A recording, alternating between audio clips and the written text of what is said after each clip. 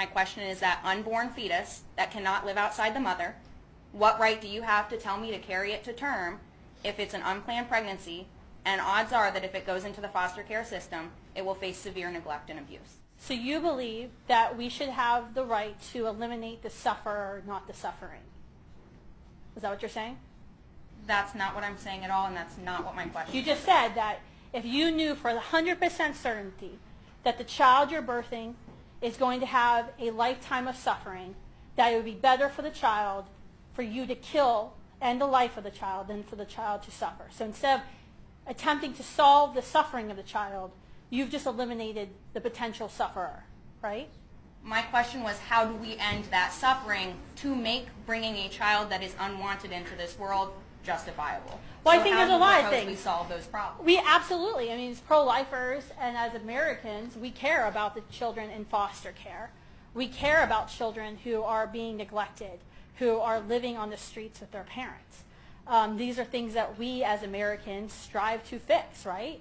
That we give to charitable organizations, that we're involved in organizations in our community, in churches in our community, to solve these problems. So I actually don't believe anyone in this room, regardless of whether or not you're pro-life or you're pro-choice, thinks that children should be suffering in foster care, or children should live through hunger or homelessness. But what you're advocating for is you're trying to justify legal abortion by saying some people are going to suffer, therefore we're going to play God and we're going to eliminate the sufferer. I think that's absolutely wrong. One, because people come out of adversity. People do suffer, and we will all suffer in our life. But I think it's wrong for you to say, you will suffer, therefore I'm going to kill you. So bringing back to my question, how do you propose we solve those problems for the children that are suffering? So do you want to go through today all the world's problems and all the United States problems and try to solve? Because this is a common thing we hear in the pro-life movement. You're pro-life, but you don't care about people once they're born. You don't care about women after they're born. In fact, if you have to be pro-life, we have to do 30 different things. Yet, are you upset that the American Diabetes Association doesn't fight cancer?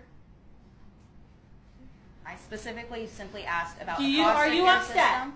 that the American Diabetes Association doesn't fight cancer?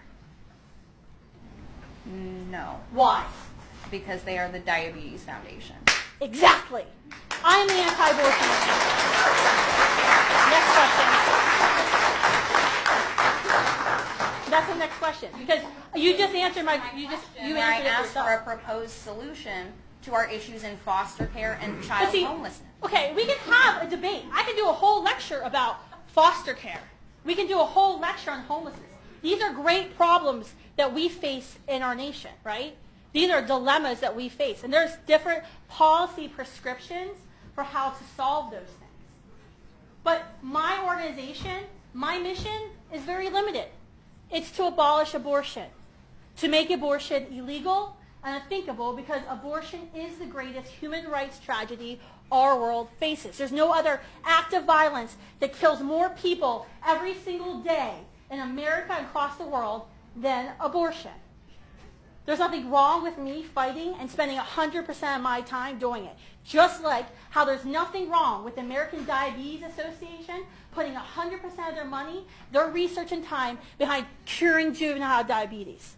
No one ever accuses the Diabetes Association or the American Cancer Association of not trying to cure every life-ending disease. Because we all understand, in order to be effective, in order to achieve our goal, you have to remain laser focused on your goal. It's very basic business principles, right? It's very basic. But yet, what we hear often from those who disagree with us on abortion is what's the pro-life movement doing on all of these things? That we have to solve all the societal ills. We have to address all of them in order to be heard. And the reality is you don't really care what I do. That I support children in third world countries, or that I might be volunteering at a soup kitchen, or many people in the pro-life movement are actually, they're the foster parents, they're leading the adoption efforts. It's just an argument to try to stop the actual discussion from happening, which is abortion is a moral wrong and it should be stopped.